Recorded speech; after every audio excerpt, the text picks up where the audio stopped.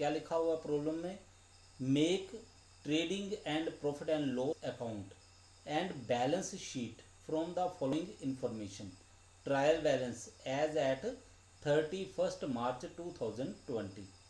तो ये trial balance वही वाला है जो आपने पहले शुरू में आपने जर्नल लेजर ट्रायल बैलेंस का जो क्वेश्चन सोल्व किया था, ये वही वाली ट्रायल बैलेंस जो है वो दे दिया गया है।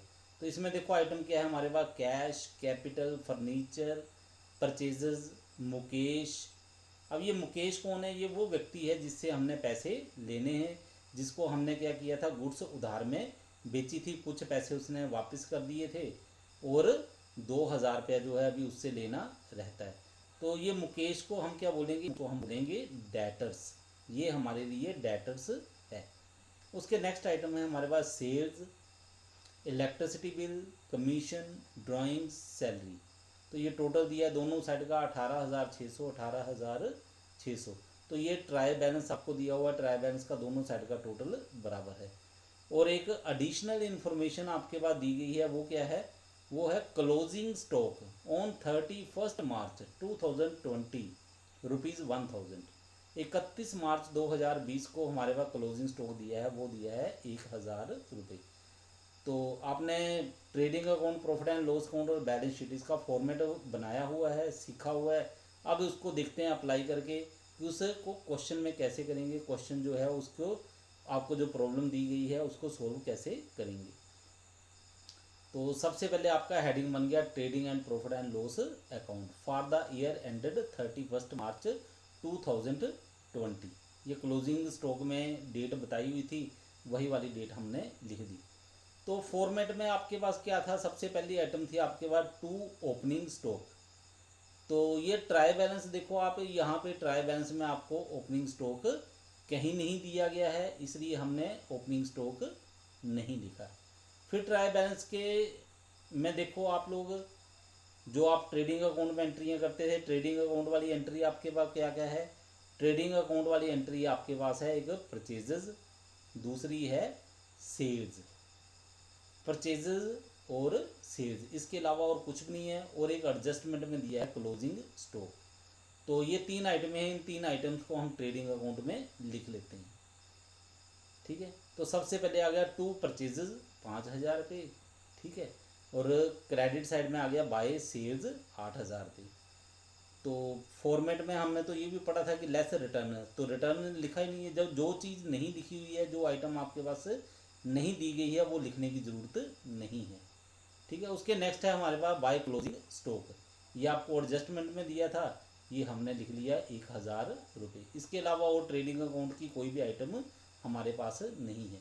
तो बैलेंस करके देखो, क्रेडिट साइड का टोटल ज़्यादा है, डेबिट साइड का कम है। क्रेडिट साइड का टोटल कितना है 9000, डेबिट साइड का कितना है 5000। तो अब आपने क्या करना है, इसका बैलेंस पता करना है। बैलेंस कितना आ गया 4000 रुपये।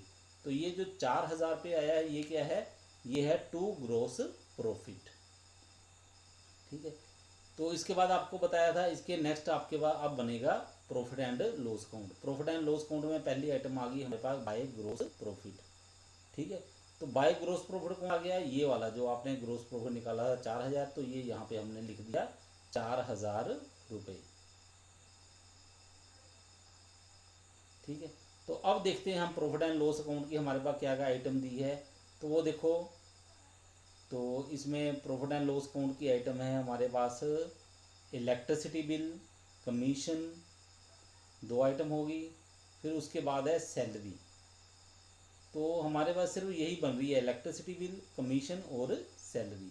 तो देखते हैं हम इसको प्रॉफिट एंड लॉस अकाउंट में लिख देते हैं। तो ये आ गया टू इलेक्ट्रिसिटी बिल 500 रुपये, डेबिट साइड में लिखा था इसलिए डेबिट में लिख दिया। टू सैलरी डेबिट साइड में लिखा था, तो इसको डेबिट साइड में कर दिया 500 रुपये।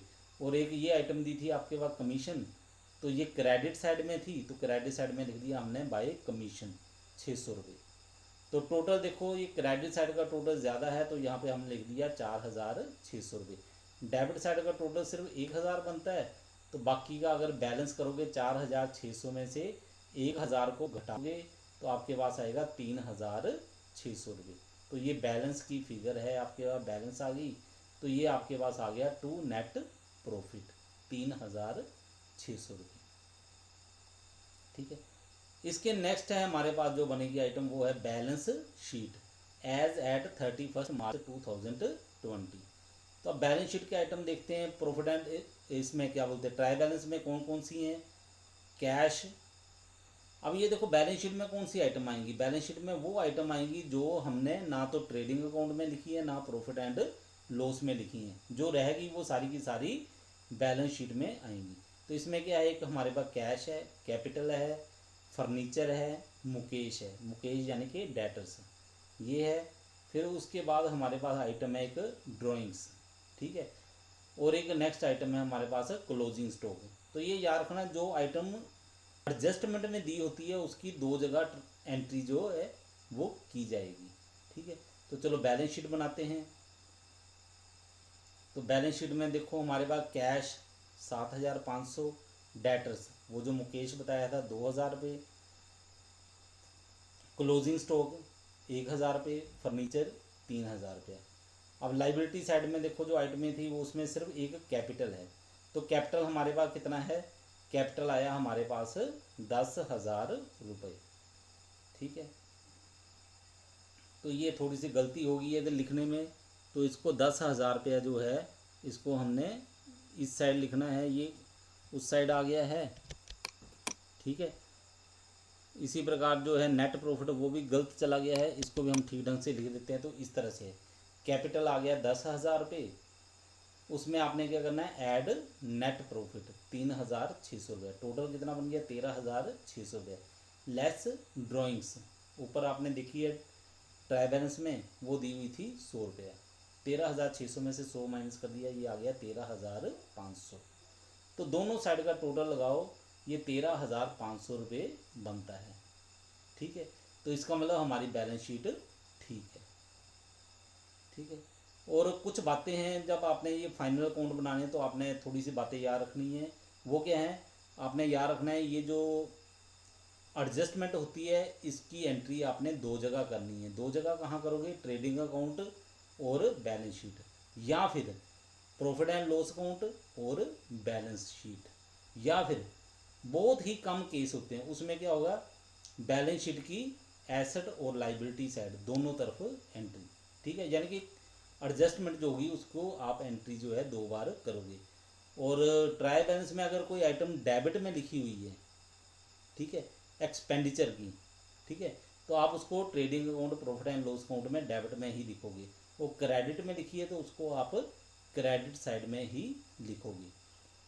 अब बैलेंस शीट की कोई आइटम जो है वो ट्रायल बैलेंस में अगर डेबिट साइड में लिखी है तो उसको आप एसेट साइड में लिखोगे, और अगर वो क्रेडिट साइड में लिखी है तो उसको आप लाइबिलिटी साइड में लिखोगे। तो ये बात आपने याद रखनी है। अगर ये चीज़ आप याद रखोगे तो आपका न्यूमेरिकल जो है वो गलत नहीं होगा। तो आप